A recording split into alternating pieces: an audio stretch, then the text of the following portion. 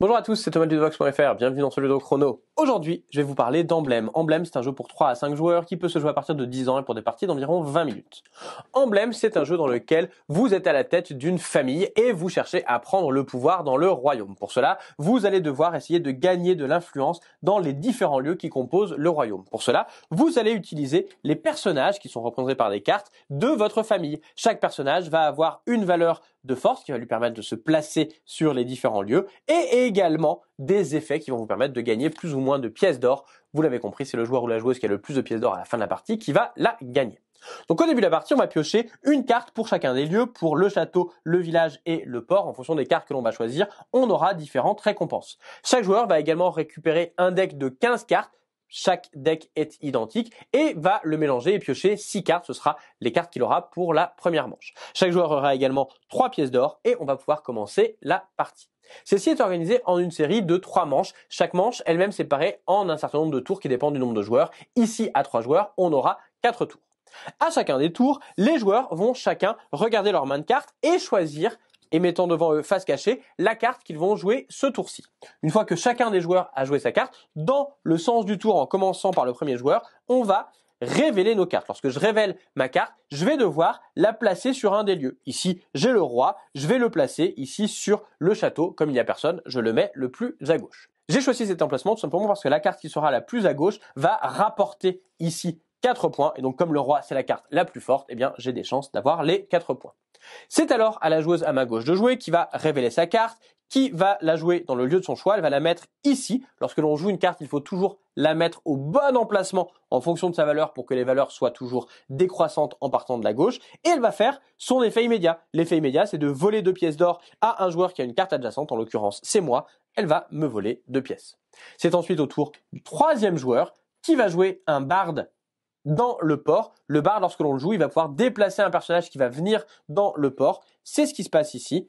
Le roi vient ici, il est le plus à gauche puisqu'il a une valeur supérieure à 4, mais c'est intéressant pour le joueur puisque son barde se trouve en deuxième position, il va pouvoir récupérer 4 points si jamais les choses en restent là.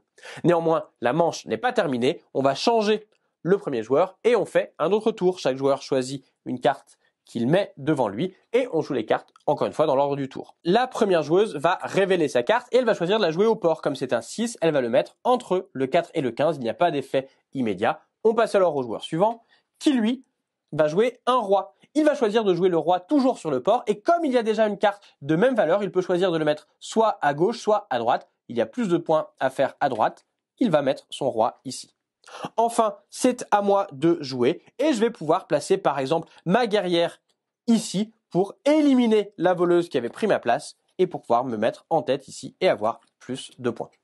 Le tour est terminé, on peut passer alors au troisième tour. Une fois qu'on a joué tous les tours de la manche, on va passer à la phase de fin de manche où on va distribuer des récompenses aux joueurs en fonction de leur position sur les différents lieux. On va procéder lieu par lieu. Pour chacun des lieux, on va commencer par faire les effets de fin de manche en commençant par les personnages les plus à gauche. Donc ici, la princesse, par exemple, va permettre à rouge et à violet de chacun récupérer une pièce. Ensuite, on va récupérer des pièces en fonction des positions sur les lieux. Donc ici, violet va récupérer 1 et 4 pièces grâce à ses positions et rouge va récupérer 3 pièces. Chacun des personnages qui a permis de récupérer des pièces grâce à l'effet du lieu va être alors défaussé.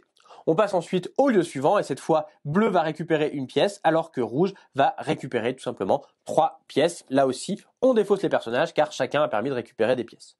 On passe ensuite au troisième lieu. Sur ce troisième lieu, on a 2 personnages qui n'ont pas d'effet qui s'active en fin de la manche. C'était uniquement si jamais une voleuse est très présente. Par contre, on a le marchand qui va pouvoir donner à son propriétaire une pièce pour chaque carte inférieure à 6 présente. Donc bleu récupérerait 2 pièces.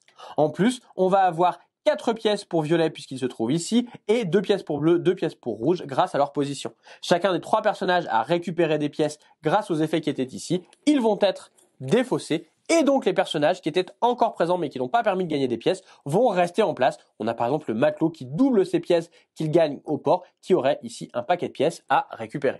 La manche est alors terminée, chacun des joueurs va piocher pour avoir de nouveau 6 cartes en main et on fait la manche suivante. On continue ainsi jusqu'à avoir fait 3 manches. À l'issue du troisième manche, les joueurs vont compter les pièces qu'ils ont devant eux et c'est le joueur ou la joueuse qui a le total le plus élevé qui va remporter la victoire. Il est à noter qu'à chaque partie, on va choisir des cartes lieux différentes qui auront donc des répartitions de points différentes et même des effets un peu particuliers. Par exemple, on a ce château où il y aura des points négatifs, ce château où il y aura des points qui vont dépendre du nombre de personnages placés sur le lieu et même des lieux où on pourra voler des pièces aux autres joueurs. Emblème, c'est donc un jeu dans lequel il faudra bien choisir quelle carte jouer à quel moment et à quel endroit la placer pour tirer le meilleur parti des personnages de notre famille.